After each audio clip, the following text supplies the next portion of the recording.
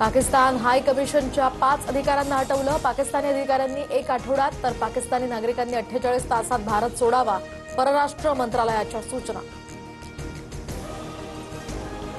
दहशतवादी कारवाईचा आरोप पाकिस्ताननं फेटाळला। पहलगाममधील हल्ल्याशी आमचा संबंध नाही, पाकिस्तानचे परराष्ट्र मंत्री ख्वाजा आसिफ यांचा दावा।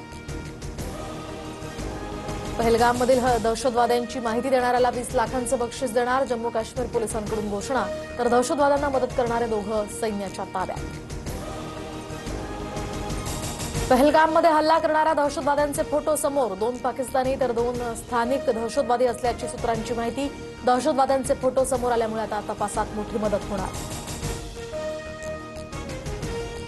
धर्मादाय रुग्णालयांच्या संनियंत्रणासाठी आता राज्यस्तरीय विशेष तपासणी पथक। देवेंद्र फडणवीस यांचे निर्देश। विशेष मदत कक्षामार्फत रुग्णालयातील कारभाराची सखोल तपासणी होणार। सरपंच संतोष देशमुख हत्या प्रकरणात आज सुनावणी, तर निर्दोष मुक्ततेसाठी वाल्मिक कराडच्या अर्जावर कोर्टाच्या निर्णयाकडे लक्ष। तर लातूरहून बीडच्या कारागृहात रवानगीसाठी आरोपी विष्णू साठेच्या अर्जावर सुद्धा युक्तिवाद होणार।